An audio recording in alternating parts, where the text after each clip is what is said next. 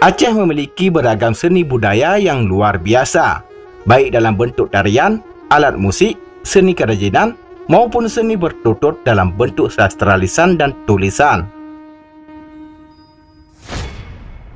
Tahun 2016, Kementerian Pendidikan dan Kebudayaan Republik Indonesia sudah menetapkan 5 jenis bentuk karya seni tradisional Aceh tak benda menjadi warisan budaya Indonesia. Kelima bentuk karya seni tradisional Aceh yang ditetapkan sebagai warisan budaya Indonesia itu adalah tari dampeng, tari rapak igeleng, tari Rabbani Wahid, tari bines, dan perhiasan pintu Aceh. Sebelum lanjut, tekan dulu subscribe, like, dan share agar sejarah Aceh lebih terpandang di mata dunia.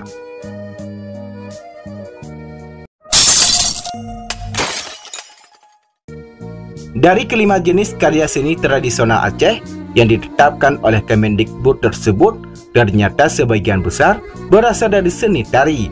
Hanya satu yang bukan, yakni pintu Aceh.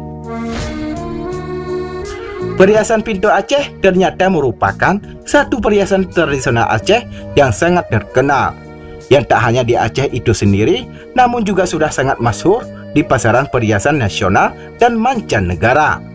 Dari 250 lebih jenis perhiasan tradisional Aceh, perhiasan pintu Aceh sampai saat ini masih menjadi perhiasan yang paling diminati oleh para pemburu perhiasan di pasaran perhiasan nasional. Dan sekarang pintu Aceh telah menjadi perhiasan favorit bagi masyarakat di Nusantara. Bahan baku pembuatan perhiasan pintu Aceh masih tetap menggunakan emas berkadar 18 hingga 22 karat agar lebih kokoh. Sebab apabila perhiasan pintu Aceh ini dibuat dengan bahan emas murni 24 karat, ia akan mudah terlipat-lipat baik ketika membuatnya ataupun saat memakainya karena ia tidak bercampur dengan jenis logam lain.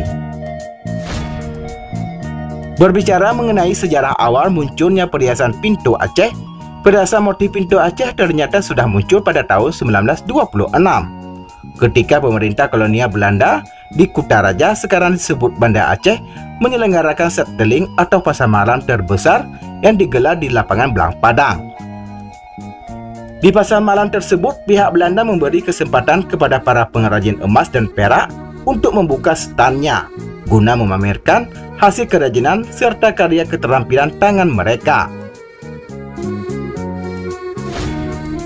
Setelah pasar malam itu selesai, seorang pengrajin emas dan perak bernama Mahmud Ibrahim atau yang lazim disebut Utuh Mut, penduduk Blang Oi, Kota Banda Aceh, mendapat sertifikat dari panitia seteling.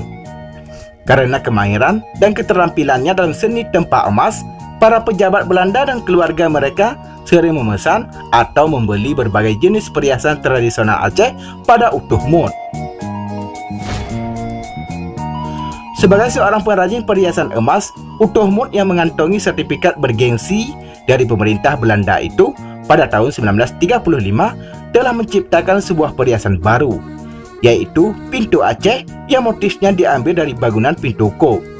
Pintu kop merupakan pintu istana kerajaan Aceh bagian belakang, Jalan Mutama Gairah atau Bustanus Salatin. Pintu itu tempat keluar masuk permaisuri dan dayang-dayang. Pada saat itu, Utuh Mut hanya membuat satu jenis perhiasan saja, berupa perhiasan bros. Perhiasan yang sebelumnya memang sudah ada di antara jenis-jenis perhiasan emas tradisional Aceh selain motif pintu Aceh. Bros pintu Aceh yang meniru pintu kop bentuknya agak ramping dengan jeruji-jerujinya yang dihiasi motif suluran daun. Ditambah lagi dengan rumbai-rumbai sebagai pelengkap pada kedua sisi perhiasan. Sejak saat itu, pintu Aceh menjadi perhiasan yang sangat populer dan juga paling diminati, tak hanya oleh kaum perempuan di Aceh, melainkan juga oleh perempuan di luar Aceh. Dan kini sebagian besar pelancong baik laki-laki maupun perempuan yang berkunjung ke Aceh seperti dari Jakarta, Malaysia, Singapura, dan Brunei, jika ingin membeli perhiasan khas Aceh, bisa dipastikan yang dicari adalah perhiasan bermotif pintu Aceh sebagai oleh-oleh untuk dibawa pulang ke negerinya. Itu pula sebabnya hingga sekarang pintu Aceh masih terus ditempa dengan motif yang semakin halus dan indah dibandingkan perhiasan pintu Aceh produksi era 60-an hingga 80-an. Demikianlah sejarah pintu Aceh. Semoga dapat memberikan wawasan dan manfaat untuk kita semua. Terima kasih telah menonton dan tunggu video kami selanjutnya.